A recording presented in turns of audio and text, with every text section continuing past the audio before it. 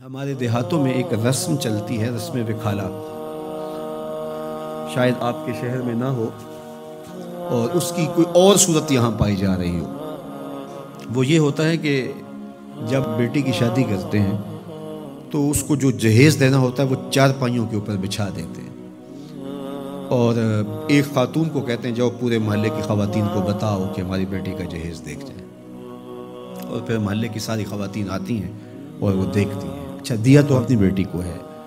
محلے کی خواتین کو ہم دکھا رہے ہیں صرف داد وصول کرنے کے لیے۔ کل چوپالوں میں تذکرے ہوں کہ واہ واہ سیٹھ صاحب نے، چودھری صاحب نے، خان صاحب نے، ملک صاحب نے کمال کر دی۔ چوپالوں پہ، بیٹھکوں میں باتیں ہوں، تندور پہ باتیں ہوں کہ واہ واہ کمال کر دی، فلاں خاتون نے تو حد کر دی، تم نے داد وصول کر لی، لوگوں نے بھی واہ واہ کہہ لیا، لیکن تم نے یہ نہ سوچا کہ تمہاری بیٹی کا جہیز دیکھنے کے لیے یتیم بچیاں بھی آئی، اس مزدور کی بیٹی بھی آئی جو بڑھاپے کے باوجود کلی والا ڈبہ اٹھا کے مزدوروں والے اڈے پہ بیٹھ جاتا ہے، اور اس کو بوڑھا سمجھ کے کوئی قبول نہیں کرتا، اور جوں جوں دھوپ چمکتی جاتی ہے اور دن چڑھتا جاتا ہے تو اس کا دل ڈول رہا ہوتا ہے، اور وہ آنے والوں سے چمٹ کے کہتا ہے مجھے 20 روپے 50 روپے کم دے دینا، مجھے لے جاؤ، لیکن اسے کمزور سمجھ کے کوئی ساتھ لے جانے کے لیے تیار نہیں ہوتا۔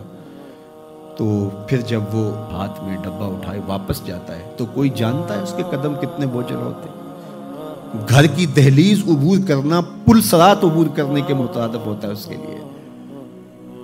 اور اس کی بیٹیاں جو گھر میں دہلیز پہ بوڑھی ہو رہی ہیں اور انہیں صرف اس لیے قبول نہیں کیا جا رہا کہ وہ غریب کی بیٹیاں ہیں، جب اپنے باپ کو خالی آج بھی مزدوری کے بغیر آتا ہوا دیکھتی ہیں تو کوئی ان کے اندر کی گھٹن اور بے چینی کا اندازہ کر سکتا ہے؟ کوئی پیمانہ ہے آپ کے پاس جو اس کے درد کو ناپ سکے؟ تمہاری بیٹی کا جہیز اس مزدور کی بیٹیاں بھی دیکھنے آئیں، تم نے تو داد وصول کر لی، لیکن جو زخم ان کے کلیجے پہ لگے اس کا مداوا کس کے پاس ہے؟ تارا ٹوٹتا سب نے دیکھا، یہ نہ دیکھا ایک نے بھی، کس کی آنکھ سے آنسو ٹپکا، کس کا سہارا چھوٹ گیا۔ تو میرے حضور تو کس قدر نزاکت قلبیہ کا لحاظ رکھنے کی تلقین کرتے ہیں کہ اپنے گوشت کی خوشبو سے غریب ہمسائے کو بھی تکلیف نہ دو۔ سید سلیم گیلانی نے لکھا تھا کہ امیر آدمی آسائش نہ چھوڑیں، نمائش چھوڑ دیں تو غریبوں کی جان سوکھی ہو سکتی ہے، لیکن ہم اپنا طرز عمل بدلنے کے لیے تیار نہیں ہوتے ہیں۔ آج جو ایلیٹ کلاس کا طرز زندگی ہے اس نے غریبوں کی زندگی کو اور اوکھا کر دیا ہے۔ میرے حضور کو میرے رب نے اختیار دیا کہ اگر آپ چاہیں تو یہ بتا مکہ سونے اور چاندی کا بن جائے، لیکن حضور نے فرمایا نہیں، کہ میں جو ہے وہ فقر کی زندگی کو اختیار کرتا ہوں۔ آج غریب حضور کو دیکھ کر کے ایک تسکین پا جاتا ہے، اور اگر حضور کی سیرت کا یہ عنوان ہمارے سامنے نہ ہوتا تو پھر بتائیے آج غریب کے لیے جائے امان کہاں ہوتی؟ میرے حضور نے غریب کے دکھ مٹانے کے لیے ایک جملہ ارشاد کیا، سنیے ذرا، کیا حکمت والے نبی ہیں۔ فرمایا کہ جو اللہ کے دیے گئے تھوڑے رزق پہ راضی ہو گیا، کہ میرے بندے تجھے ضرورت تھی تو پھر بھی میرے پہ راضی ہو گیا، تجھے بچوں کے لیے فیس چاہیے تھی،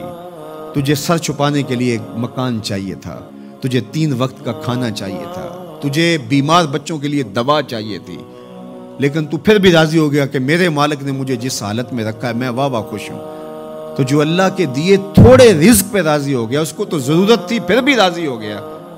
بندے مجھے تو تیرے عملوں کی ضرورت بھی نہیں ہے تو میں تیرے تھوڑے عملوں پہ راضی ہو جاؤں گا۔ اور دوسرا پہلو کیا؟ جو اللہ کے دیے زیادہ رزق پہ بھی راضی نہیں ہوا، ہر وقت ناشکری ناشکری ناشکری، تو پھر وہ دیکھے کہ قیامت کے دن اس کو کتنے سخت حساب سے گزرنا ہوگا۔ وہ لوگ جن کے ہاں آخرت کا تصور نہیں ہے، وہ اس دنیا کو ہی سب کچھ سمجھتے ہیں، وہ تو آنکھیں بند ہوگی تو پتہ چلے گا کہ آخرت تھی یا نہیں، لیکن جن کا آخرت کا تصور موجود ہے ان کو یہ زیبا نہیں ہے کہ اپنی آخرت بارے میں کچھ نہ سوچیں۔ تو اللہ مجھے آپ کو حضور کی سیرت کے سانچے میں زندگیاں ڈھال دینے کی توفیق عطا